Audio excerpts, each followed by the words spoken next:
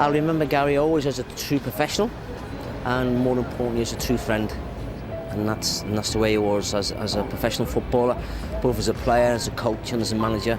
He was very thorough, very understanding, knew his job very, very well. And as a friend, he was very caring, very giving, and gave us all the support and assurance that we...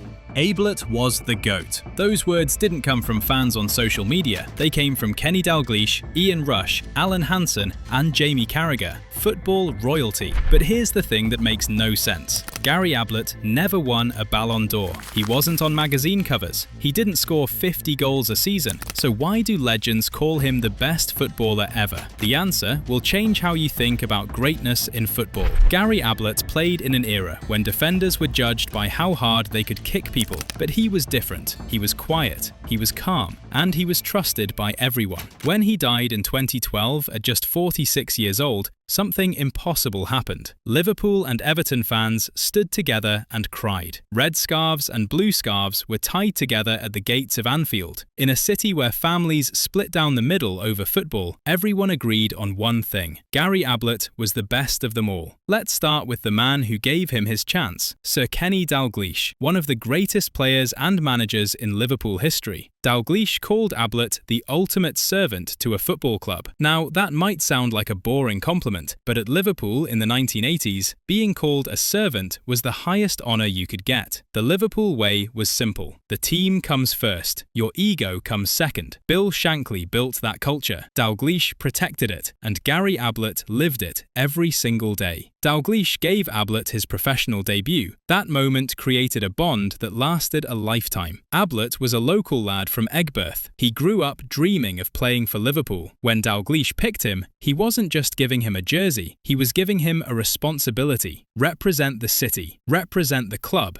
never embarrass the badge. Ablett never did, not once. Here's what made Ablett special in Dalglish's eyes. He could play anywhere, centre-back, left-back, right-back. It didn't matter. Most players panic when you move them out of position. They lose confidence. They make mistakes. Not Ablett. Dalglish said Ablett was a model professional who could be trusted in any position. That trust was rare. In the 1980s, managers didn't rotate much. If Dalglish played you out of position, he was gambling his own job. But with Ablett, it wasn't a gamble, it was a certainty. Look at what Ablett won under Dalglish. In 1987 to 1988, Liverpool won the First Division title. Ablett was a key starter in the defence that barely conceded. In 1988 to 1989, Liverpool won the FA Cup. Ablett played the full 120 minutes in the final against Everton. That match came just weeks after the Hillsborough disaster. 96 Liverpool fans had died. The city was in mourning. That FA Cup final wasn't just a game. It was therapy for a grieving city. Ablett helped deliver that moment of peace. Then, in 1989 to 1990, Liverpool won the league again. Ablett was part of the last title-winning team for 30 years. He wasn't just a squad player. But Dalglish's most powerful words about Ablett came at his funeral. Dalglish spoke about Gary's steely determination. He said, "You don't get into the Liverpool team without that bit of steel inside you. Talent gets you in the door. Character keeps you in the team." Ablett had both. On the pitch, that steel meant he never backed down. He wasn't the biggest defender, he wasn't the fastest, but he refused to be bullied. He refused to hide when the team needed him. In the brutal world of 1980s football, where teams like Wimbledon used violence as a tactic, Ablett survived because he was made of iron. Then came the cancer, non-Hodgkin lymphoma, diagnosed in July 2010. Ablett fought for 16 months. Dalglish watched his former player battle the disease with the same determination he showed on the pitch. No complaints, no self-pity, just quiet courage. Dalglish said the steel Ablett used to mark strikers was the same steel he used to fight cancer. For Dalglish, that consistency of character is what made Ablett the best. A great player can be a flawed man, but Ablett was a great player because he was a great man. Now let's talk about Ian Rush, Liverpool's all-time leading goal scorer.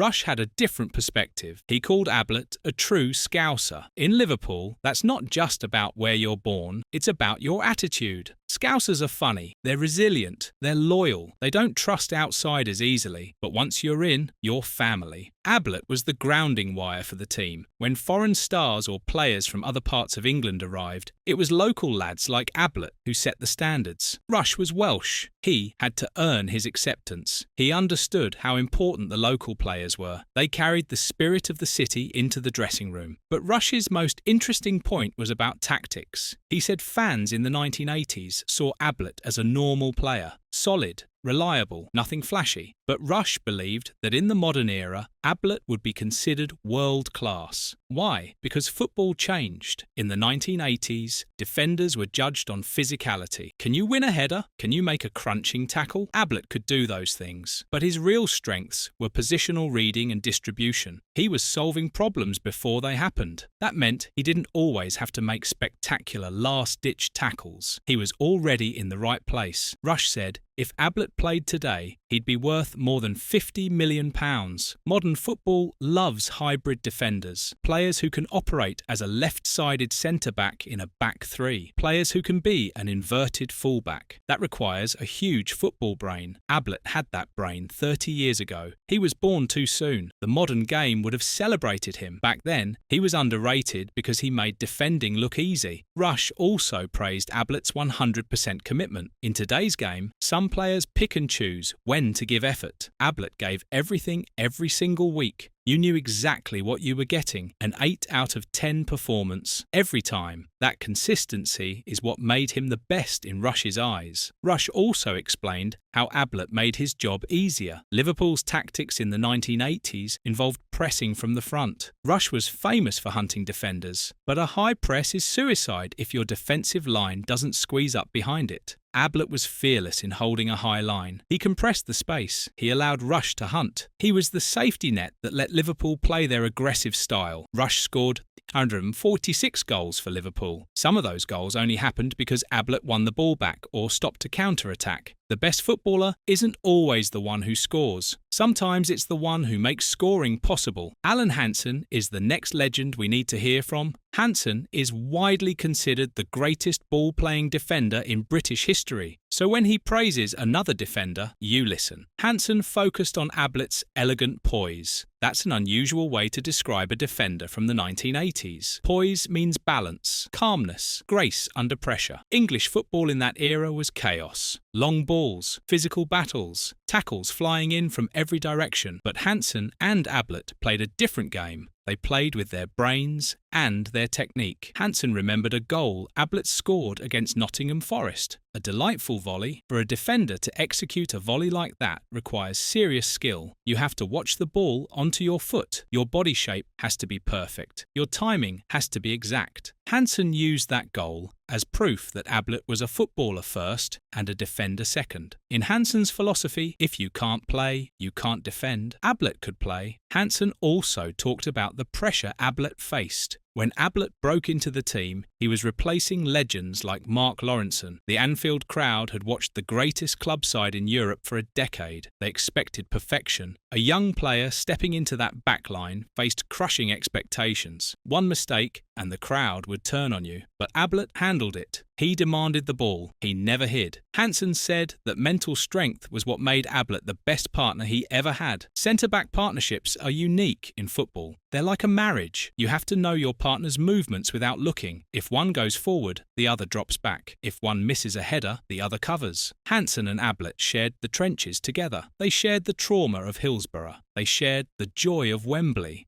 Hansen attended Ablett's funeral and spoke with deep sadness. They were brothers in arms. The elegant poise Hansen admired wasn't just a playing style, it was a way of living. Ablett navigated fame, a difficult transfer, and terminal cancer, all with dignity. To Hansen, Ablett was the best because he never lost his composure. Not in a cup final, not facing death. Now we get to the most remarkable part of Ablett's story. Jamie Carragher explains it best. Carragher is obsessed with the Merseyside derby. He grew up an Everton fan, but became a Liverpool legend. He understands the hatred between the two clubs better than anyone. In Liverpool, the divide between red and blue is the defining social fault line. Families split down the middle, friends stop speaking, players who move directly between the clubs are usually treated as traitors. Nick Barmby was called Judas. Abel Xavier was forgotten, but Gary Ablett is different. He's the only player to win the FA Cup with both Liverpool and Everton. When Ablett moved to Everton in 1992, Blues fans were suspicious. Was he a Liverpool reject? Would he give his all? But Ablett did something incredible. He won them over through sheer professionalism. He played more games for Everton than he did for Liverpool. He became a key part of the Dogs of War era under Joe Royle. In 1995, Everton won the FA Cup. They beat Manchester United as underdogs. Ablett, now a senior figure, guided a scrappy Everton team to glory. He gave his all to both tribes. He didn't treat Everton as a paycheck. He treated it as his new home. Carragher points out that Ablett contributed to the two most significant FA Cup victories in Merseyside history. The 1989 FA Cup with Liverpool was played in the shadow of Hillsborough. It was a victory for grief and solidarity. The 1995 FA Cup with Everton was a victory for defiance. Ablett was central to both. He understood the distinct cultures of both clubs. At Liverpool, he played the Liverpool way, pass and move. At Everton, he played the Dogs of War way, fight and bite. This adaptability is what Carragher reveres. Ablett changed his footballing DNA to suit the badge. That's rare, that's special. The funeral proved everything. The symbolism was unprecedented. The service opened with You'll Never Walk Alone, the Liverpool anthem. It closed with Z Cars, the Everton anthem. Red and blue scarves were tied together at the Shankly gates.